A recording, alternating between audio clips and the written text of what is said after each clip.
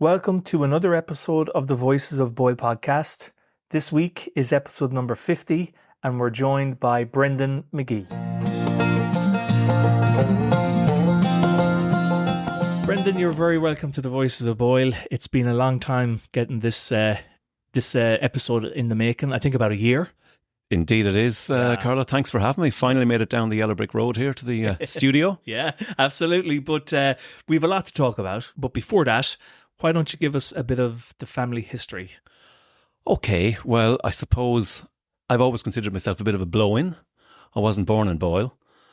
Most of my grandparents didn't come from Boyle, but I am a Boyle person. I suppose to start with the family history, as far back as I can go, my Tarpey grandparents would have been Austin and Teresa Tarpey. They would have run... Austin was a school teacher from County Mayo, and Teresa was Teresa Cahill. So they ran what was Cahill's pub at the top of the Crescent, later Tarpey's. And Austin was a school teacher. He moved here from Bacon, County Mayo, and he taught out in Tascan School and later at the old St. Joseph's School out in Mockmoyne. And Teresa ran the pub. My mother, Berry, was the third of 5 children. And they grew up between the Crescent and Tascan. It was the schoolmaster's house. And the McGee grandparents, 2 of them didn't come from Boyle either. My grandfather, Edward, he came from County Down. He was a music teacher. And my grandmother, Ellen, she was Ellen Quigley from Cashel. So they met down in Rockwell College. And they moved to Boyle. Edward moved to Boyle in 1912 on his own. He came here as the organist and choirmaster for St. Joseph's Church. And he was also the town's first librarian. So he met Ellen in Cashel and they moved to Boyle about 1920 and started their family here. They lived, coincidentally, 2 doors up from the Tarpeys on Elphin Street, right beside where Vincent Egan's is. Oh, yes. So my mum and dad met at some stage, probably as children, but became teenage sweethearts, I guess, or maybe in their 20s. And they finally got together in the late 50s. And they got married in 1965. That's where we come into the story. So I was born in Ballymote. My mother had a thing about if there was nuns in a nursing home or a hospital, it was going to be clean. All right. So she would only go there for her first child. So I was born on a Sunday morning. She told me the nuns said the church bell was ringing outside. They said, "He's going to be a bishop, Mrs. McGee." That didn't work out yet, anyway. So that's my earliest memory, I suppose, is a subliminal one. I was born in 1966. It was the year of the second All-Ireland Fleadh in Boyle. Yeah. And it was, again, my parents told me all this. It was a June weekend, a bank holiday weekend, beautiful weather. This Fleadh was going on outside the door for the whole weekend. And I was 2-3 months old. They told me I screamed the house down with the noise outside and the music. And my dad figured out the music was annoying me. That, you know, here they are, 2 young parents, this screaming baby in the house. What are they going to do? My dad had to go over and ask somebody. I think nearly every shop in the town was turned into some sort of a pub. So Taylor's hardware shop across the road from where we grew up in Bridge Street was turned into some sort of a pub for the weekend. They had these metal tannoy speakers blaring out traditional music, driving me daft. Dad had to go over at 3 o'clock in the morning and said, "Would you please turn it down? The baby's going berserk." And the legacy for me of all that is, I suppose, I've disliked Irish traditional music for my entire life. Oh, really?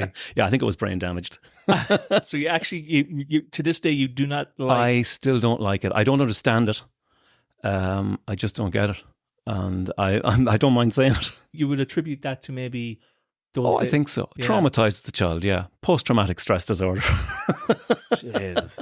Your mum and dad got married in 1965. Yes. They were in Boyle at that Oh, time. they were, yeah. My parents lived in Boyle all the time, apart from my mum going to right. America for a few years in the early 60s. But they were engaged at that stage and she came back. There's a great story behind that, actually, when they were together for maybe a year or 2. She decided to go to America. That was a real test for the relationship. So in 1960, I think, she got the boat from Cove. It was the SS America to New York. And my dad drove her down and, you know, it was going to be a real test of the relationship. They went to a film the night before. He brought her to see a film called A Night to Remember, which was one of the first Titanic films. See if you could put her off. Didn't work. She went. But she came back. But my dad had worked in what's now Taylor's Jewelers from the age of 14. So he eventually became... Was it a jewellery shop when he worked? Oh, yeah. Jewellery, clocks, they did gunpowder, car batteries, everything. This is back in the 40s now, I'd say. He started there at age 14. But he became a business partner in 1960, I think, and they bought the house and the business in 1965, and we grew up there. Okay, so we still have it. And so, also one thing we talked about in the past was you had told me, or I think it was Mum told me initially, that it was your grandparents that used to run where the little chick was, where I grew up in. So we have a shared history in that you grew up where my dad grew up, same building. When I said my dad grew up in Elphin Street, they did live in Elphin Street for a couple of years, but they moved to what was then the Little Chick sometime in the late 1930s, I think, and they ran a newspaper shop, and my grandparents did music lessons there. And as I said, my granddad also was the choir master and organist in the Catholic Church, and did I mention the librarian? I did, yeah. He was the first librarian. Yeah. So that's primarily where my dad grew up, and the rest of the family. And that's interesting because in my mum's bedroom, on the door, it was ingrained music room. Yes. So that's where the link comes from. That's where the link comes from, yeah. So a bit of history there for sure. It is, yeah. And I mean, I was never in that house as a child. My grandmother died in 1964, I think, and my granddad actually moved in with us. So he kind of was in the house a lot as we were growing up, because my dad didn't want to leave him on his own. But he was very independent. He would go around to all his children's homes, some in Athlone, some in Dublin, whatever, in Sligo. But a lot of the time was spent with us in Bridge Street. Okay. So I've great memories of him as well. Oh, yeah. So then, going to school, the early days of school. Yes. Where did you go to school? Well, Skellig and Angelnifa, like all of us, started when I was 4. And my first teacher was the only nun that ever taught me. It was called the convent as well, of course, Yeah. But Skellig and Angelnifa, Sister Philomena was my first teacher, junior infants. And I can actually remember my first day going in there, because I know she asked all of us what we wanted to be. What are you going to be when you grow up? And I said, I want to be a train driver. What age was this at? 4? 4. Yeah. That didn't work out much like the bishop thing either. I'm still sort of searching for a true vocation. But I remember her well, a couple of things.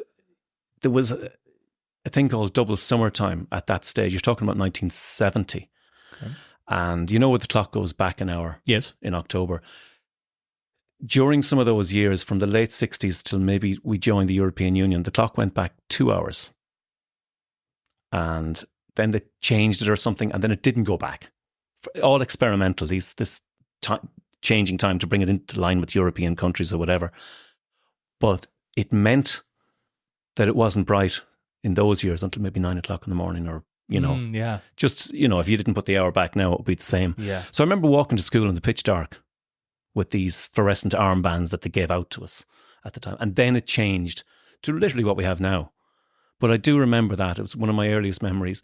Sister Philomena had a rocking horse in the classroom, which was this beautiful wooden thing. And everyone wanted to get on it, and you only got on it if you did something good. Good.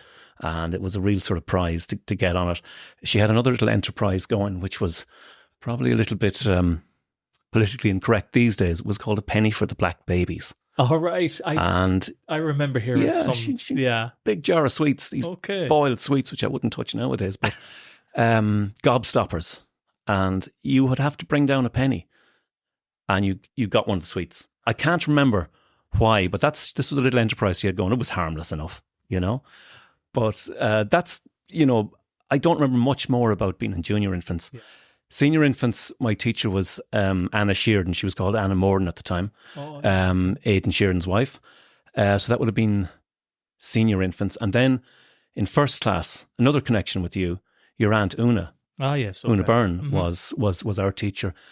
This would have been, I guess, when we were communion age. So I have very clear memories of that class. Una was an extraordinary teacher. She was very forward-looking, very much into art, music, fun.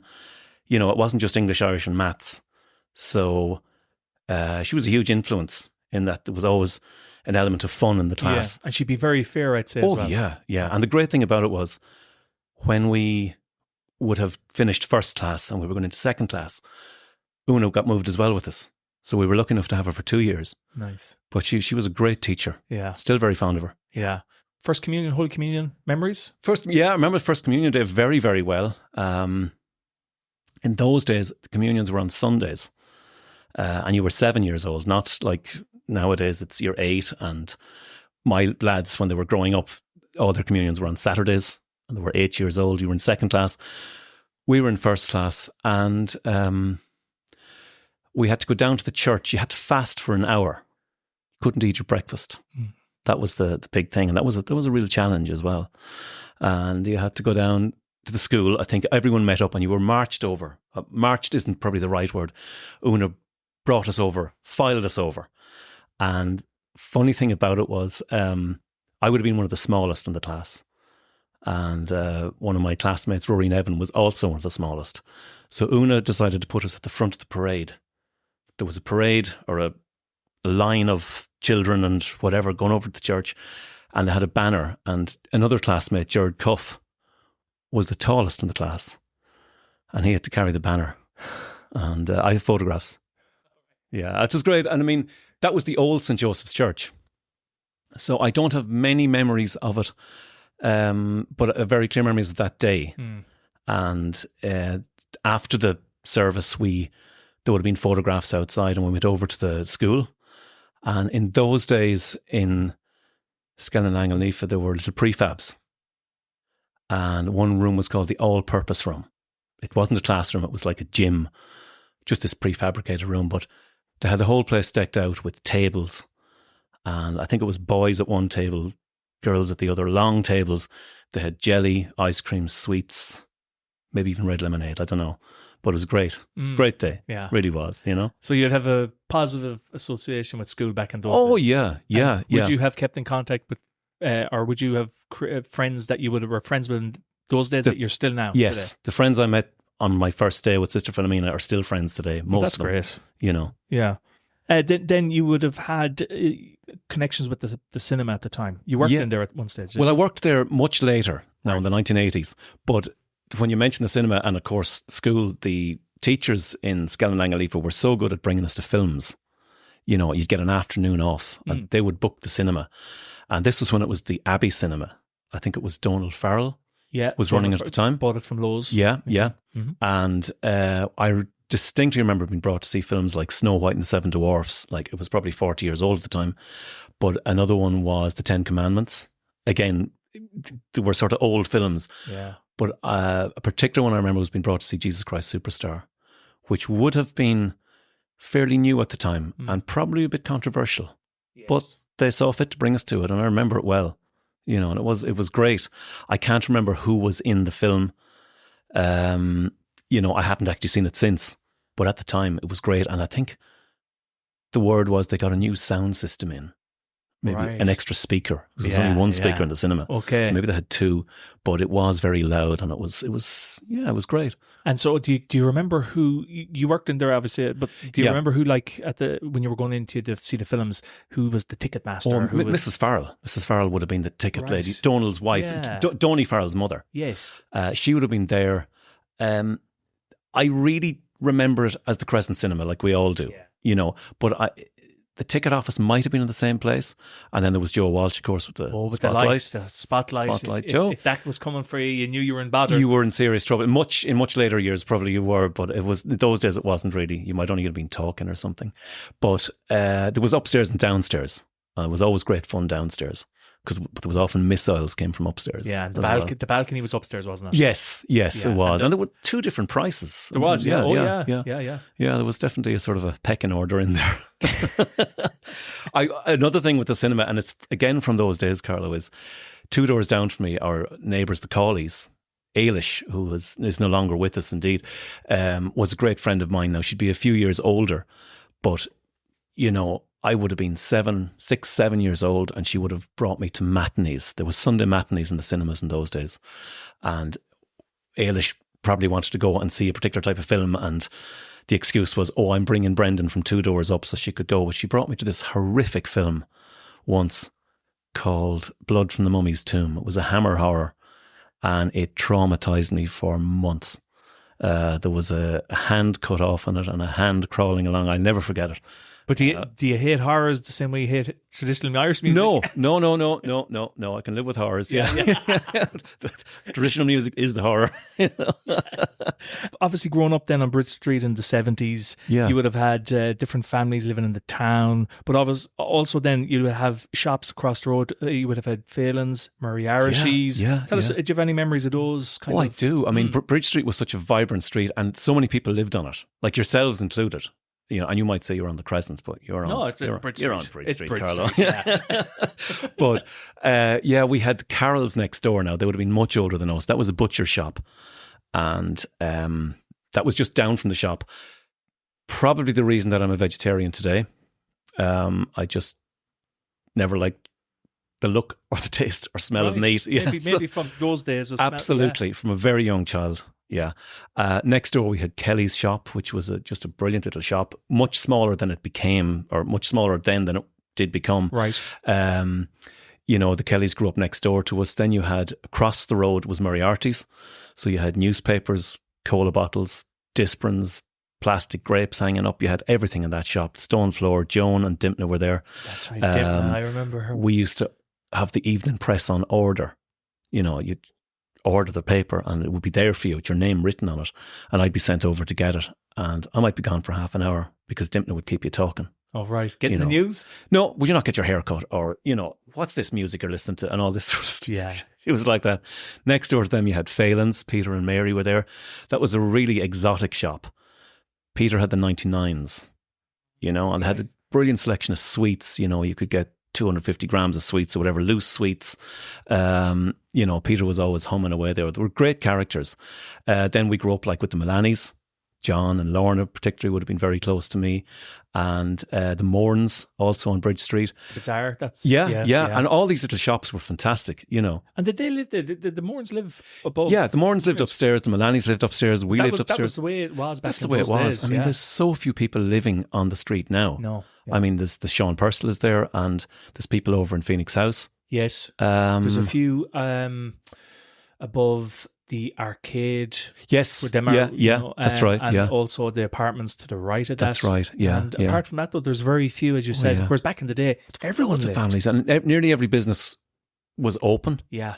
From where Londas is, which was Dwyer Morris's pub. That's right. Right down to Bowles and that side. I think every place was open. It was, yeah. There was some sort of business there. I can't remember all of them, but And so would music have been a big part? Like, obviously you've been involved with music. We'll get into that later. Yes. But was music always on at the house in your... Absolutely. Right. Yeah. If it wasn't on in the house, it was on in my head. Yeah. But there was always a radio on. My dad had this big reel-to-reel tape recorder, and he used to record, I suppose, his sort of music, big band music, probably from the 1940s or 50s, onto these reel-to-reels. But it was always on, and he had the tape recorder in the shop. He had a speaker running from it in the kitchen, and another one out in a little hut we had built at the backyard. So there was always music on. If that wasn't on, there was... My dad would be playing the piano, or my granddad would be playing the piano. Okay. Granddad also used to play the violin upstairs, Yeah. So it did play a big part, obviously. Oh, yeah. And of course, it was always in my head. Yeah. When I was 7, I got a tiny transistor radio for my birthday. And that introduced me really to the world of radio. And my dad, again, thought, well, it's time to introduce this young fella to some proper music. And he introduced me to Radio Luxembourg. Okay. Which in his day was big band music, Glenn Miller. By the early 1970s, it was glam rock. Okay. So he used to say he created a monster, And did you ever listen to, like, I know when I was young, my dad had a CB radio.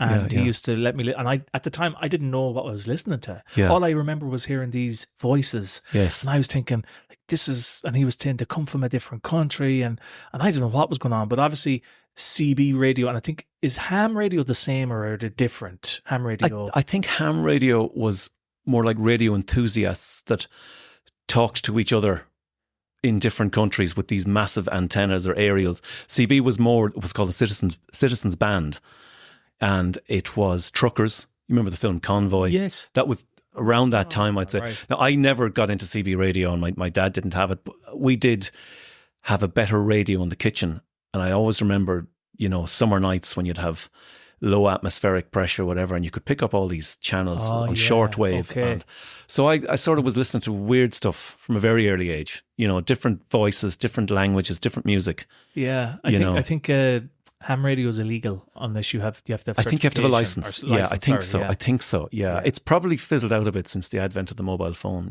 Probably still doesn't stop people having them. No, I wouldn't think so.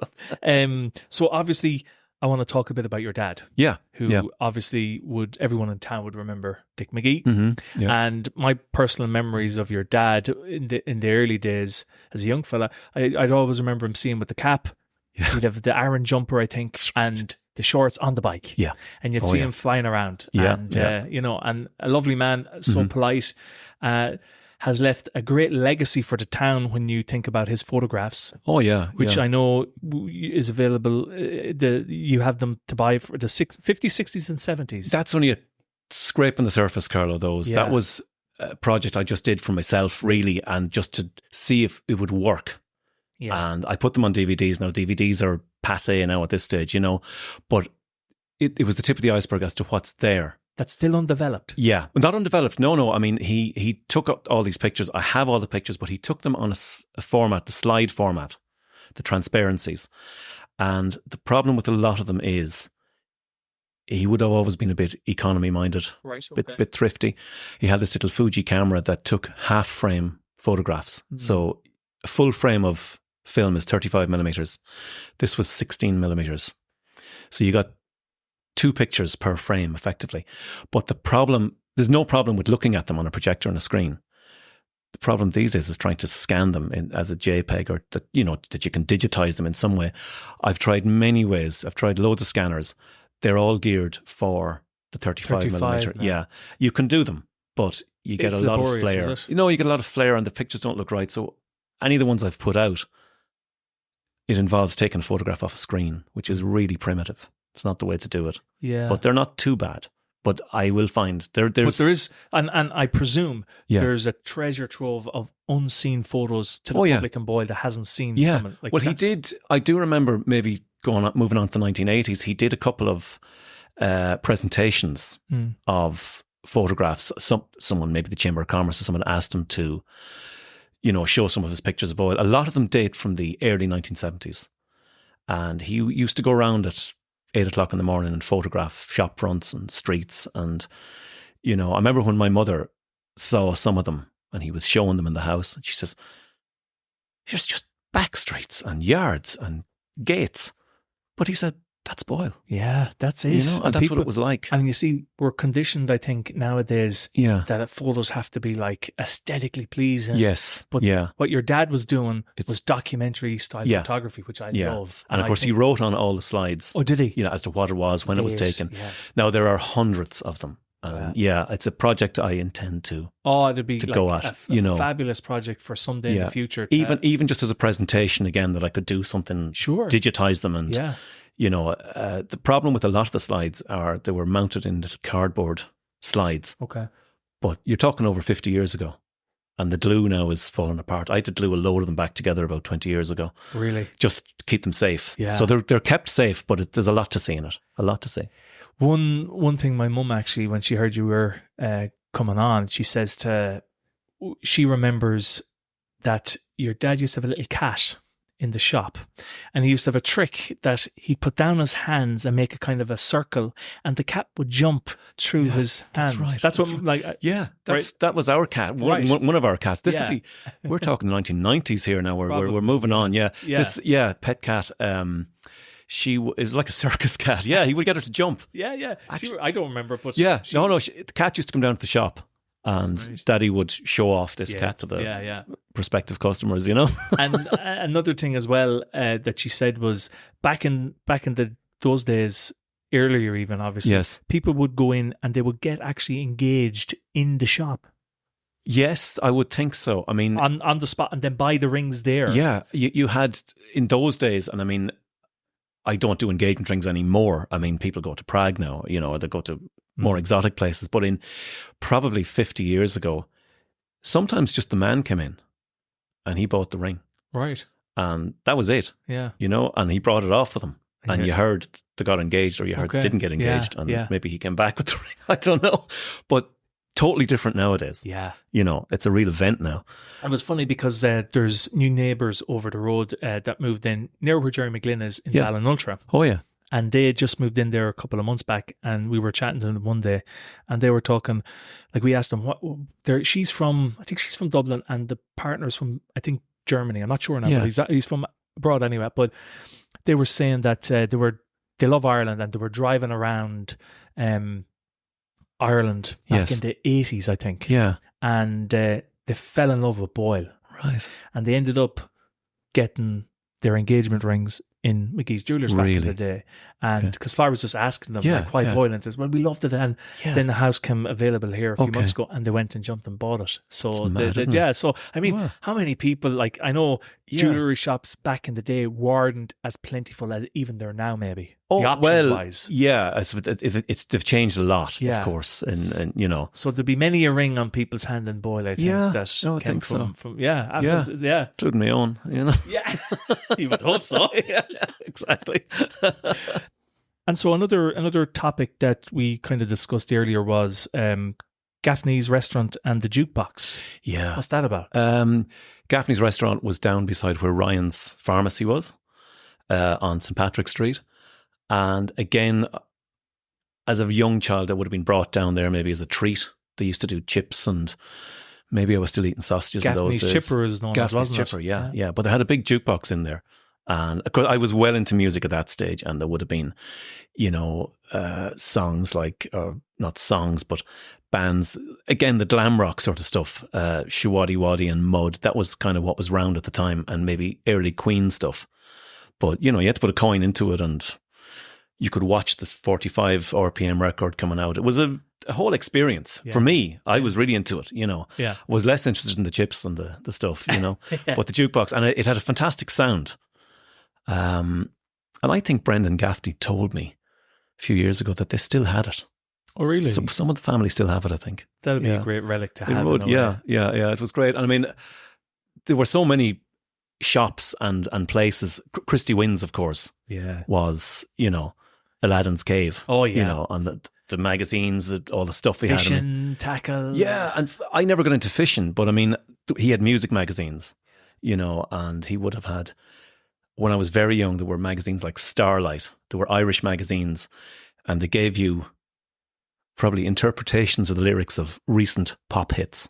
Okay. And you could learn the words of them or see what they were, But he also had comics, all that sort of stuff. When you were a kid, it was just a great place to go. And Christie's such a gentleman. I think anyone from our generation and that would have, you wouldn't have never not gone into Christie's. Oh, yeah. And I'm so glad that my boys, at least two of them, Connor and David, got the experience of Christie's too, because Christie only retired in, I think, about 2005, and Connor and David definitely had part of the Christie experience, and they remember it well. Yeah, such a great. Oh yeah, like even for myself, it was ordering the match of the football magazine and the World Cup magazine. I can't remember what day it was, but you'd be excited going down to Christie's to collect it for you, and he'd have it there for you, ready to go. He would, your name on it. I used to get Q magazine down there and Hot Press and all that sort of stuff.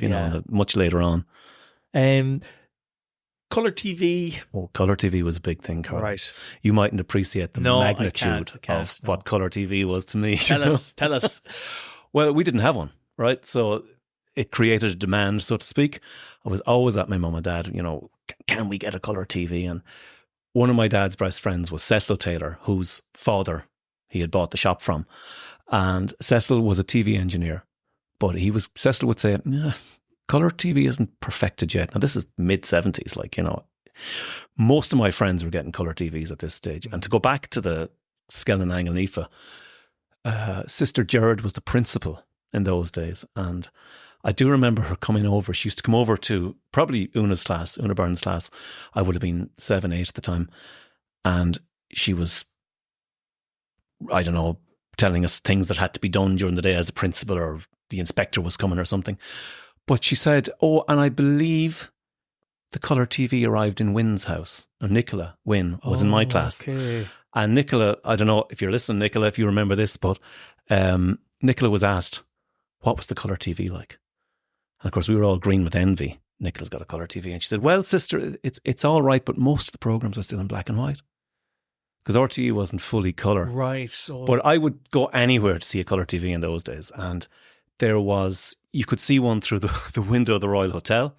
Dodds had one. My cousin Teresa, actually, the Tarpies used to go around to Dodds. That's right. They had, I think, wasn't it? They had the first colour TV in Boyle. Dodds, I think, had, yeah. And Dodds or Tarpies? They had a huge aerial. Well, Tarpies got one for the World Cup in 1978, right. Okay. And we got one shortly afterwards, I think, because Frankie was my uncle, and I think Mammy sort of caved in and pressure. We got it for the Olympics or something. I don't know what it was, but anyway.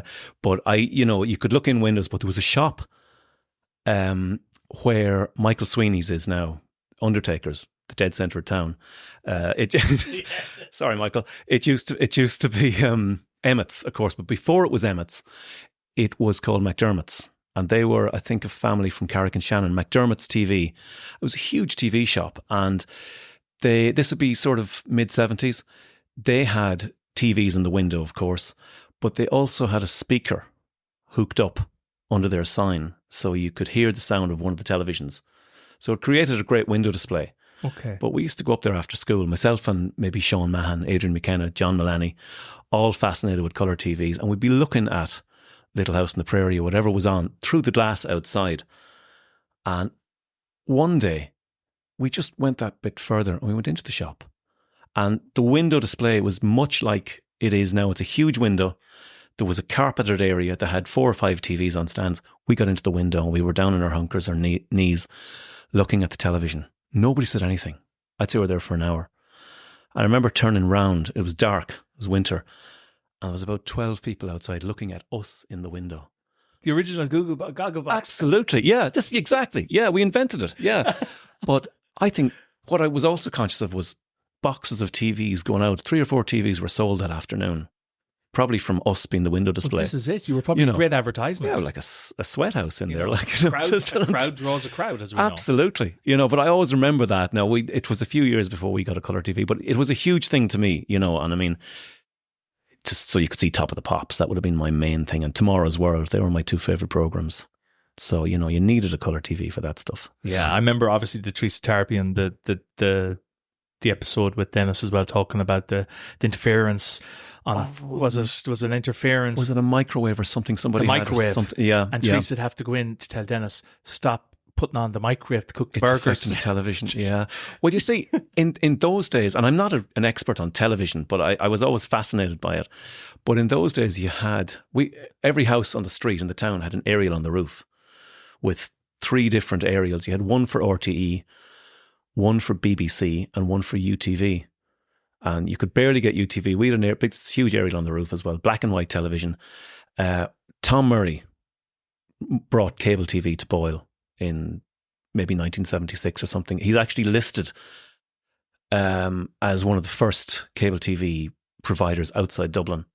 Okay. And that cable TV only finished back in May 2023. Really? Yeah, that actual system. Johnny Green inherited through Emmett's from Tom Murray. So it was Tom Murray, then Jerry took over, yeah, and then Johnny. Yeah. Wow, okay. So that only shut down last May. But when it came out, I mean, it was called the communal aerial, and everybody sort of patched into it. You got 4 channels. You got RTE. There was no RTE 2 at the time. You got BBC 1. Couldn't get BBC. You could get BBC 2, sorry, and you got UTV. Crystal clear. Still black and white, but crystal clear.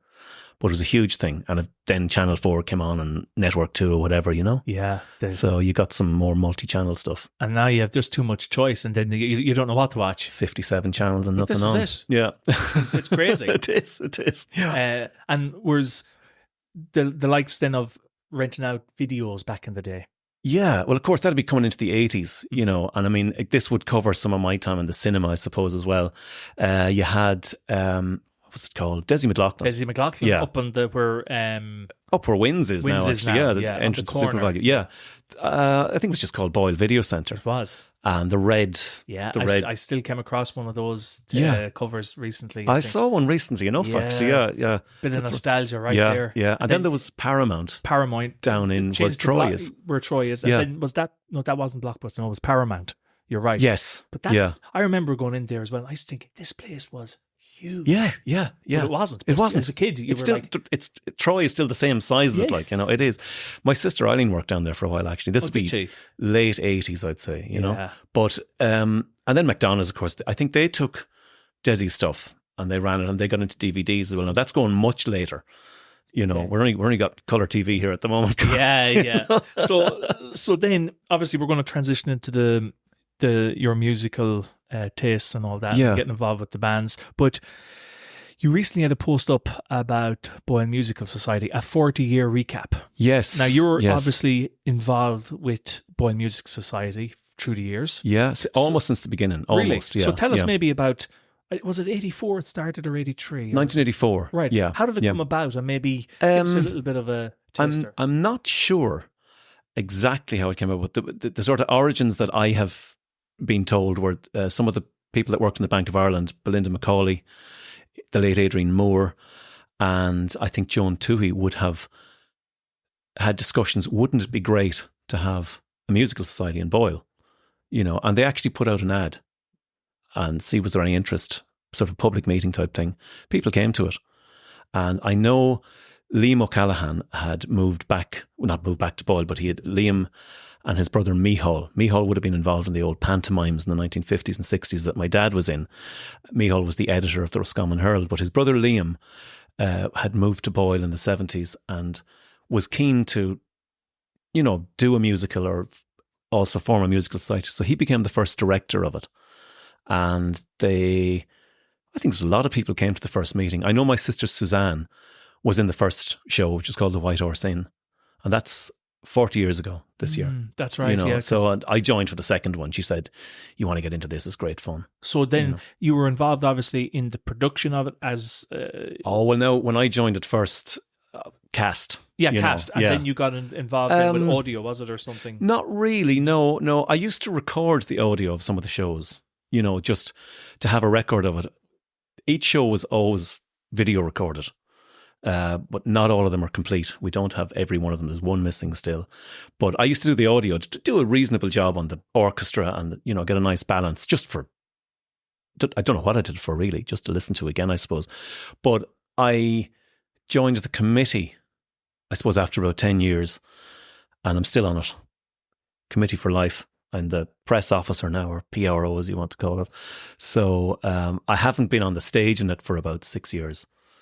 You know. That's not that long. Well, no, the last one I was in was Joseph and his Technicolor Dreamcoat, and that was actually in the church.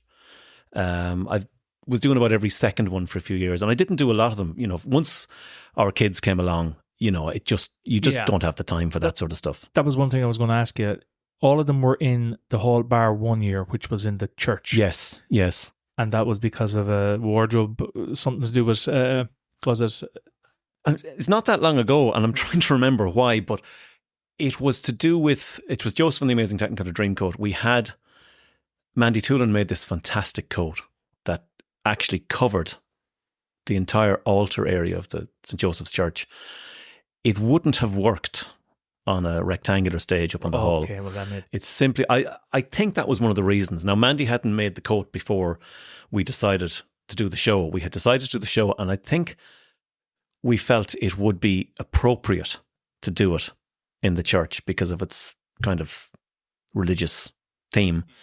But we had done that show before. We did it in 2001 in the hall, and there was nothing wrong with it then. But it certainly was very good in the church. Yeah, you know, there's great photographs of it. It looked fantastic. Because the post you put up on Facebook, it had a photo from every year. Yes. And obviously the two during COVID are just empty, you know, which I think is very poignant as well. I took those to myself. Yeah, but empty seats. Yeah. In years to come though as well. Yeah. Like it'll look back and you go like, people will say, what happened? Why was there? Yeah. If they don't know. And I didn't want to just leave it blank because I needed 40 pictures. No, it's definitely you needed to get those photos to just record the day. Oh yeah. So then social scenes in Boyle, a social scene in Boyle. Like, we think of it now, there ain't much, but things have changed. But back in those days, certainly, you're coming into the 1980s now. So when we would have, I suppose, finished school or whatever, for us, there were discos up in the hall, but I don't remember going to many of them. There were dances, which like probably the remains of what were show bands, which I wouldn't have crossed the road to see anyway. But we were too young to go to them. Yeah. But there were discos up in the hall. Francis Regan would be the DJ, or maybe Dermot Layton or some of them. But I have better memories of going to the Royal Hotel when I was about 17 or 18. And then was Parker's around then? Parker's wasn't quite, but the Forest Park was running discos. But it was kind of over 18s only. Okay. A little bit more exotic than the Royal. Okay. But we loved the Royal. Saturday night, it used to finish at 12:30 or something. There's some great footage, isn't there, of the Parkers back in the race. Dermot Layton took some, at a wedding or something. And also Brian Scanlon has some great... Has he? Brian Scanlon has some... I've been talking to Brian and he's... Right. I'm trying to get him to get more of that stuff out because... Keen to see some of that. Well, exactly. Not implicate myself, but And then obviously Cleo's, which I'm very familiar with. Well, Cleo's was probably more 90s, and you would be very familiar with it because you were next door to it. Yes, exactly. But it was soundproofed. Well, or so we were told. Well, as I always say, it was soundproof, but it wasn't. Our house was soundproof. It was Cleo's that was soundproof. Yeah. And thankfully so. But it's amazing because my bedroom would have been literally one of the walls in Cleo's would have been my wall. And I can honestly say... You couldn't hear a thing. You could hear a faint tub, but it was never something that would keep you up. Yeah. But this was during the heyday of Cleo's when there was like people out the door. Well, see, most of the noise was on the street, really, and I remember coming out and there'd be queues at your place for chips, and everything, it was great. Queues for a few fights then as well after. Yeah. Well, Cleo's was sort of, I think it opened around 1992, maybe 91, 92. I can't remember exactly. But, we went up there a lot. You would go to Parker's and Cleo's existed for a short time. And then Parker's fizzled. Michael just gave it up. He says, people weren't going to walk out that far, because we would have been, in those days, you'd be socialising in Lavin's and Maloney's, even Junior Smith's down Patrick Street was the place, and then you'd go up to Cleo's. Yeah. The Royal was gone at that stage as a venue. Yeah. I remember Maloney's, not socialising it, but just being in it as a child playing, and there was a games night on a Tuesday night Maloney's. Really? Back in, this would have been early 90s. Okay. But there was this great, dark pub, I remember. Yeah. And it was a big pub, yeah. Oh, it was, yeah. Went all the way down the back. Oh, yeah. So then, moving on, obviously, to your... musical career, should we say? Yeah, well, I wouldn't call it a career. No, but you were involved. I know you were involved in the string records with the likes of Derek Colbeck, Matt Burke, Johnny McGlynn, Seamus Simon, Jerry Casey. So tell us a bit about when did that come about, and why? Why? I suppose the first band I was in was a band called Plastic Passion, right? Okay. And I remember reading something in Hot Press. Myself and my good friend Rory Nevin, we used to read Hot Press, which we probably got from Christy Waynes. And Graham Linehan, who later was one of the writers in Father Ted, I think, used to do articles in it. And he had something about, a smart comment about, something was as likely to happen as a rock band to come from County Roscommon. And we saw this and said, we'll form a rock band. I wouldn't have been rock band. We'd have been an indie band. I was never into rock. But so myself and Rory, we heard Fergal Brown up at the station had a drum kit and could play the drums. And Stephen Tighe, we heard he could sing. So the four of us were Plastic Passion, named after a Cure song. And we probably lasted for about 6 months. We did about maybe 7 or 8 gigs. I remember playing in the hall. There's actually video of it. Yeah. 1987, I think. And we played down in Crossna, Ballyfarnon, and someone's 21st in the Royal. I think that was about it. So from that, we became a band called Strange But True. Jerry Casey joined us. Brendan Reid joined us as well. Jerry joined as lead guitarist, and Brendan joined as singer. And we did a couple of gigs around town, someone else's 21st probably, and a very memorable gig on the Crescent, on the back of a lorry. And I think it was one of the gala festivals, and we were the band. Now, they gave us a lorry, and we had to hire our own PA system, I think, and the lights were people's car lights shining on us. Brilliant. That's really good. But we got power from Emmett's shop, and we had to ran this cable from the shop to the top of the lorry. And I think, whether by accident or design, someone drove a van through the wire and finished the gig for us. And was there big crowds there? I don't remember a huge crowd being there. Hecklers. Yeah, probably. Oh, yeah. More hecklers, I think, But it was great fun. But from that, Paul O'Donoghue was another member of the band. Paul joined us. Paul played bass. That probably went on for another year or so. And then I remember seeing, it was John O'Dowd, and I think it was Matt Burke were down in Lavins playing acoustic guitars, and they were great. And they had, people singing along with them. So this looks like more fun, than pretending to be stadium rock up on the Crescent, playing obscure Cure songs. But that's where the string record started. So myself and Jerry and Matt got together, and Derek Colbeck was still living and working in Dublin, but he was keen to sing songs. He wanted to do his Echo and the Bunnymen stuff and all that, and Bowie stuff.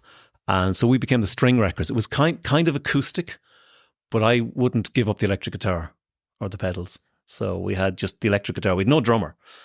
Jerry played the tambourine. Jerry and Derek would sing, and Matt and myself on guitars. Sometimes joined by Brendan Maloney. And then we sort of went very electric when we got Johnny McGlynn and Seamus Simon. Johnny then became the lead guitarist, proper lead guitarist, and then Seamus Simon on drums. So we played all over the place as the String Records. Around town, we did pubs on, you'd be Thursday, Friday, Saturday night, different pubs. And we had a good following. We even got a van, and got our logo put on it. Yeah, it was great fun. And there was a project in Boyle in 1992, which was actually for Africa, where a lot of the musicians got together to raise money. Was this the own? This is the Ono Somalia thing, yeah. Brendan O'Dowd was... He was kind of one of the instigators, and Sean Nicholson, yeah. And it was great because it was our sort of first whiff of a studio, or even a 8-track machine. And it was done out in Sean Nicholson's house on the road to Deer Park, or the road to Lockheed. And it was great fun. We had to write and record a song. And we did, Derek wrote a song called Mr. Misery. And that was our song for it. So there was a 12-track album. It was great fun. And the whole sort of town got behind it. Yeah. Was that recently released or something? Yeah. I have the masters of it, the digital masters of it, and I managed to borrow a DAT machine a few years ago to get them onto another format. But Donny O'Connor, who wrote the song Ono Somalia, was keen to see if it could be used again. And it did become relevant, I think, 2 years ago. For the 40th anniversary, was it? Not quite. There was another... Oh, not 40th anniversary, no. Yeah, not a famine in Somalia. There was a drought. Yeah. And it was to raise money again for Troca. So it did come out as a download, I think. Yeah. Oh. So it's still going on. And so then, how long did the string records? String Records probably lasted up till 1993 direction, and then we became Badger, which was really the same band. I think Brendan Maloney would have joined us full time then. And what would have kind of instigated the change of a name of a band? Was there? I can't remember. We stopped wrecking strings for a start, because that's how we got our name. I mean, it was Frank Egan, the guard, gave us our name, because we were down in Lavins banging away on these guitars, and packets of strings on the table, breaking strings for every song. We were only learning, really. Yeah. So he called us the String Records. And didn't you have then a reunion in 2018 in Daly's? Oh, we did. Yeah, that's the last one we've done actually since. That was 2018. You're right. Yeah, at Storehouse. Yeah. It'd be good to get another reunion going. I wasn't around for that, but I did. You miss that? No, I wasn't around for that. But that was a great night. I heard it was brilliant. Yeah. Packed. Yeah. I think stuff like that is great. It's time to do it again. I think so. You're listening, lads. Yeah.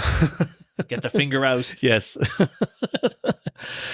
Did you just do versions of other songs, or did you create any of your own? String records, yeah, we were kind of a covers band, but Derek was good at writing songs, and he wrote quite a few songs, and for Badger he wrote all the songs. We did an album, like a 10-track album, and it was recorded on a 4-track cassette machine, to tell you the sort of era it was done. But I listened to it about a year ago, and it still doesn't sound bad for how it was recorded.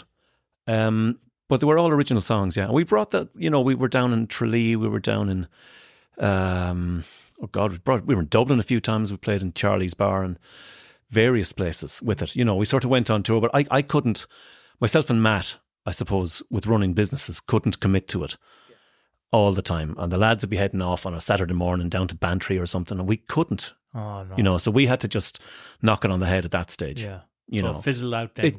It didn't. No, I mean, Badger became the Marbles. Oh, really? Yeah. Okay. So Derek had left then, and again with work commitments and everything. So Johnny and Seamus, they got Justin Whelan in from Mullingar, and they became the Marbles.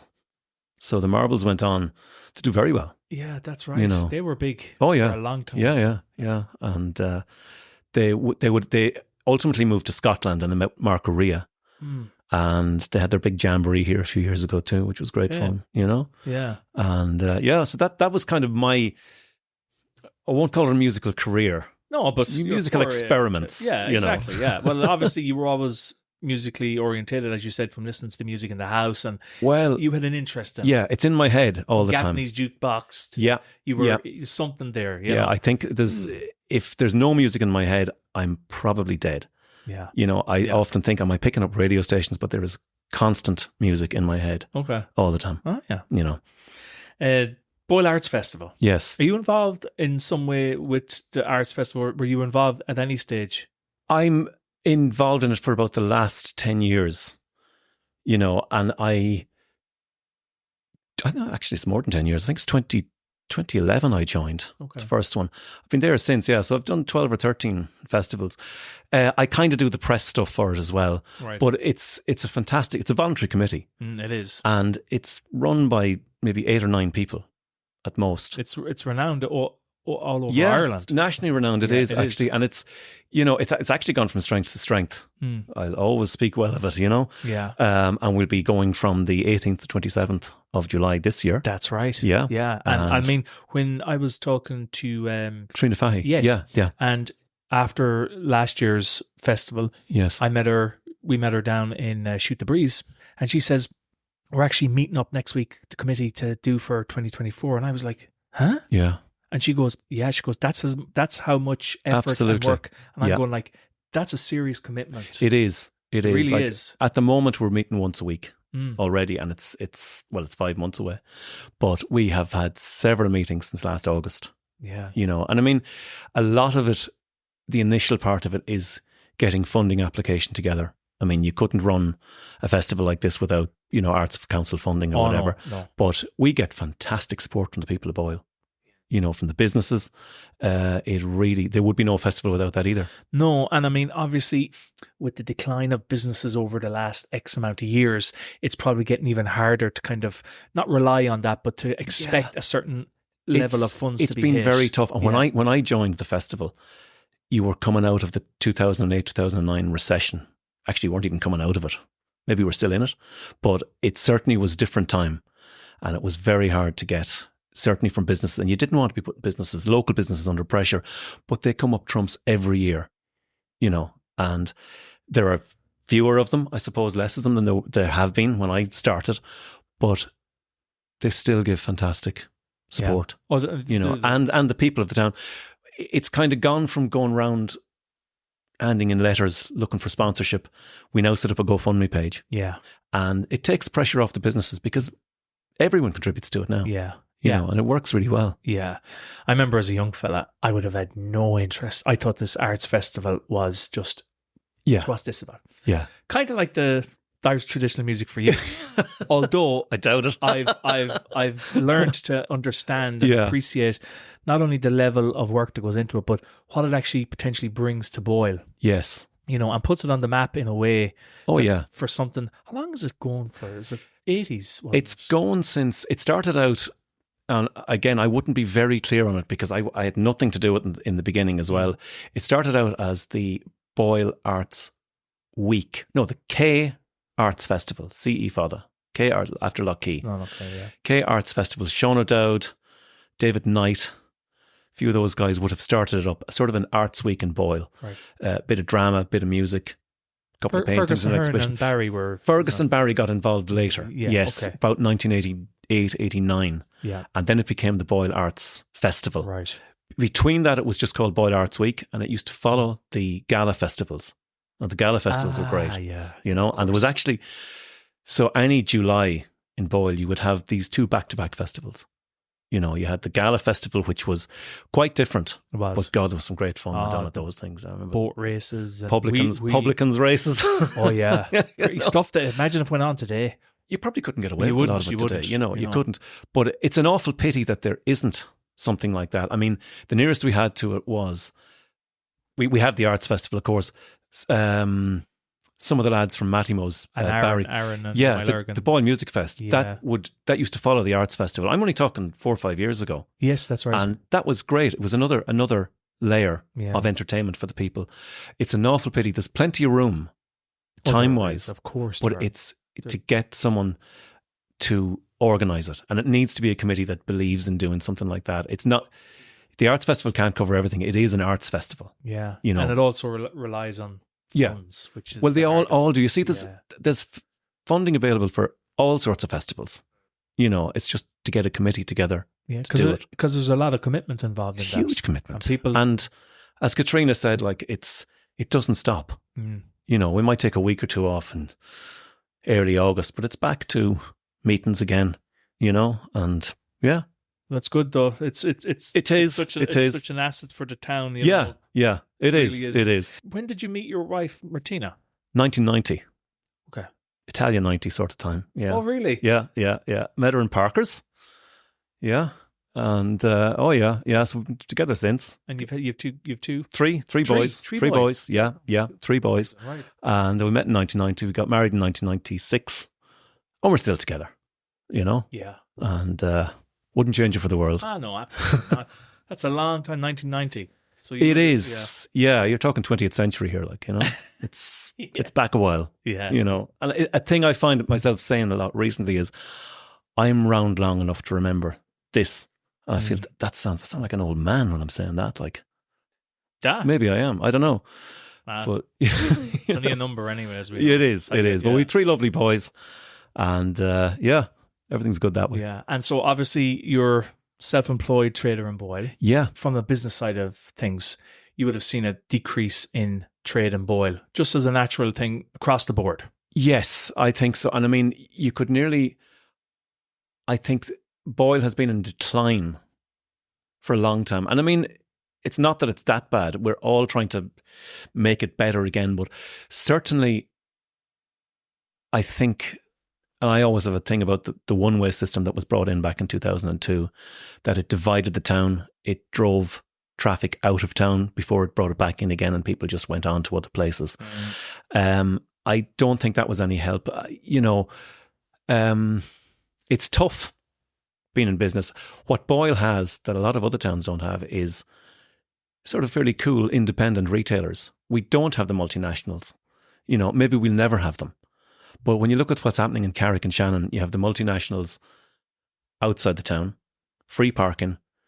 You go into town, you're, I suppose, obstacle course of footpaths, pillars.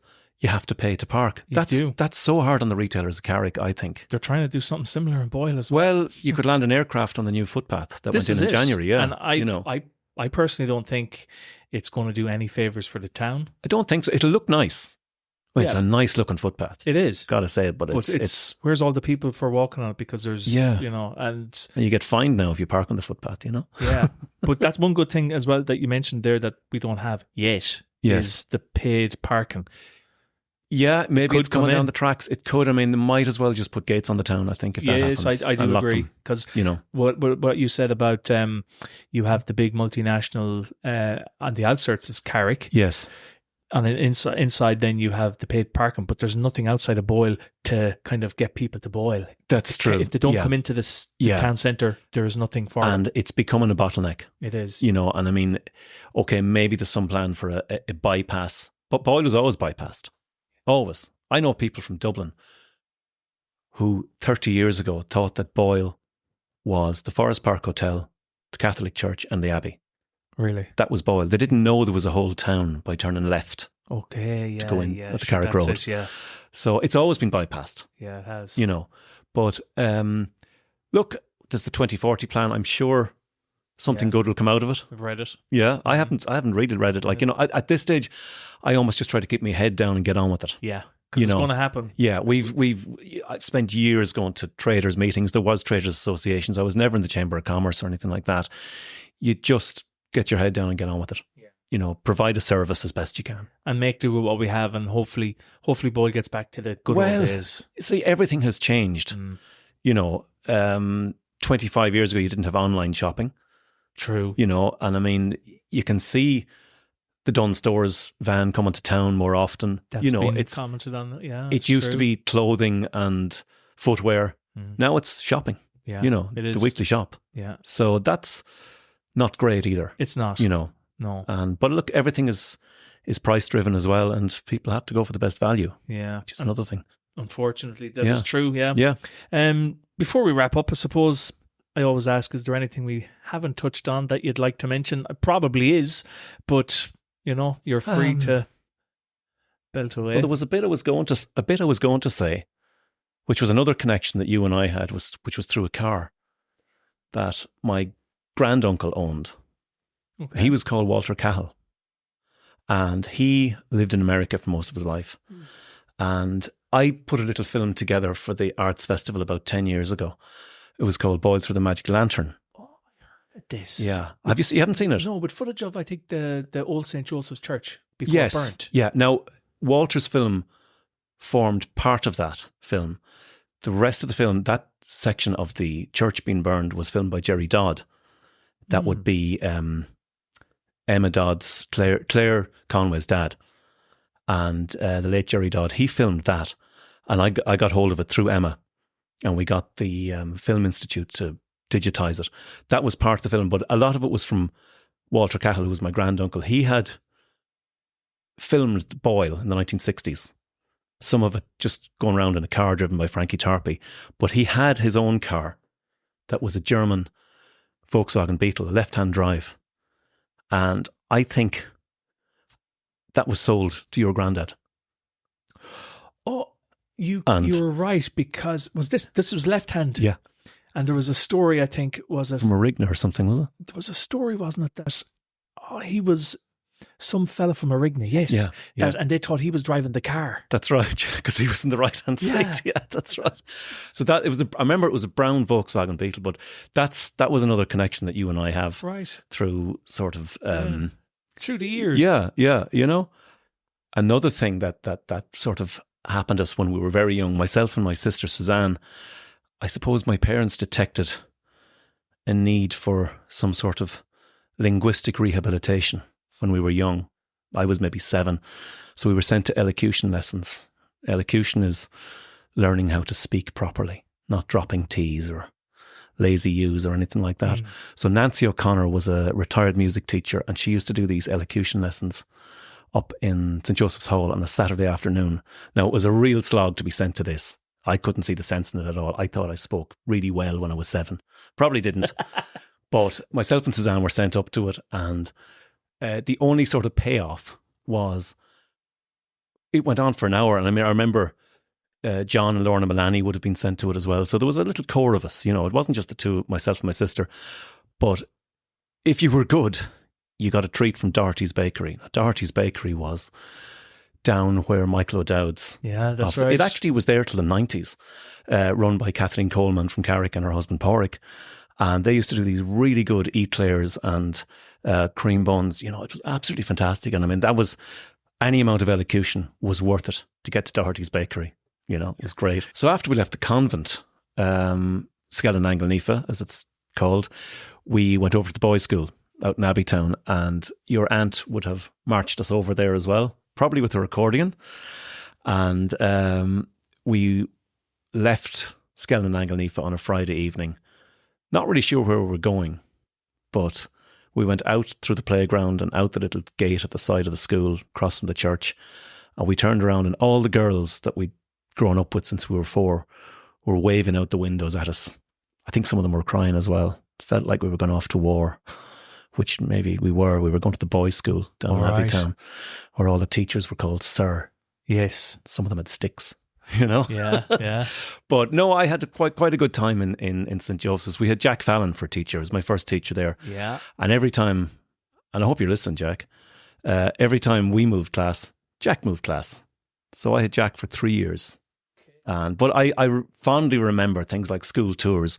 We got to Mosney one year, which was great. I mean, I'd never even been that side of the country, you know. And I think it was probably the first school tour we were ever on. You know, there was probably 4 classes, busload, brought over to Mosney. Like, it was just like a huge amusement arcade in the outdoors. I think it used to be called Butlins back in the 60s or something. It was part of the Butlins franchise. But I remember going there. We were brought on school tours to Westport House. You know, great fun on those things.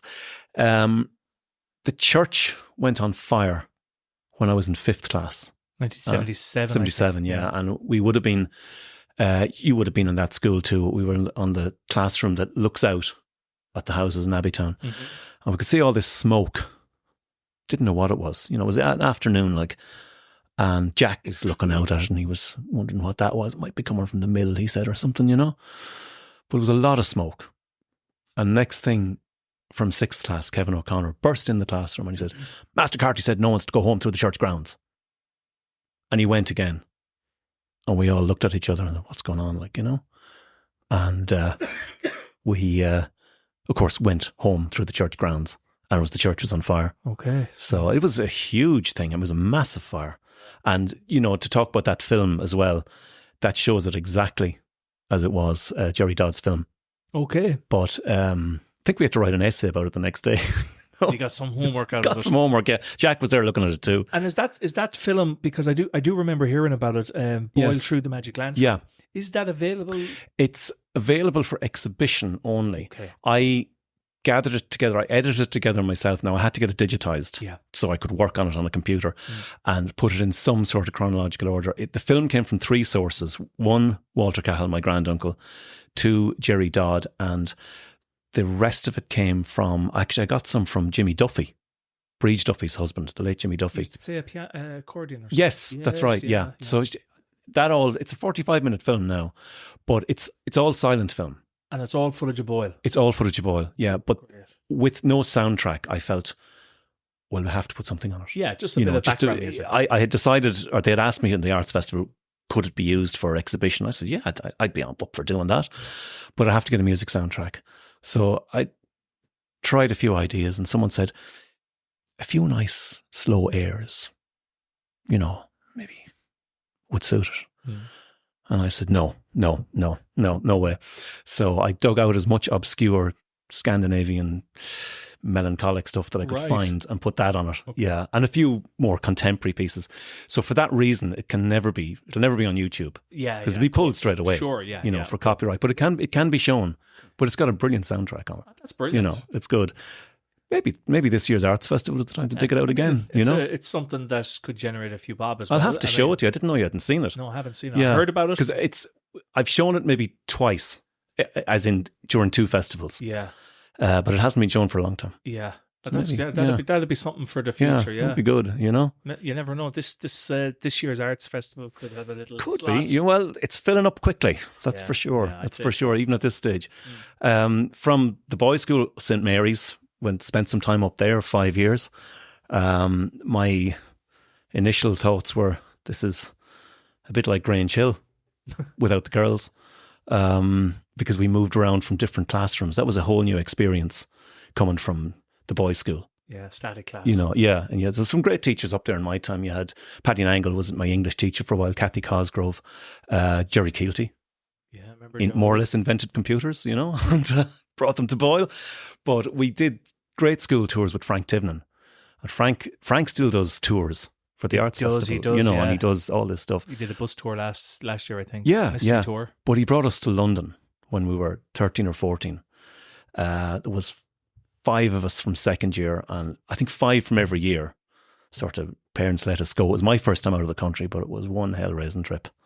Never forget it. I don't know how they kept control of us over it. It was a weekend in London. It was absolutely brilliant. Yeah, but Frank was great for that sort of stuff. And it was very educational. He's fantastic with history. Oh yeah. I mean, we were in London maybe 20 minutes and we were already saying, stand on the right, mate, and all this sort of stuff. We had it. It was very good on the tube, But that's... Well, I think that about covers a lot of what we had planned to talk about. Fascinating stuff. I mean, it's great to get an insight into different aspects of someone's life, or even your memories of Boyle. Yeah. Everyone that listens to these episodes gets something from it, whether it's something they remember, that you tweak a memory, stuff like that. And I think you've added a lot to it. So thanks very much for taking the time to come on, Brendan. And thanks very much. You're very welcome, Carla. Thank you.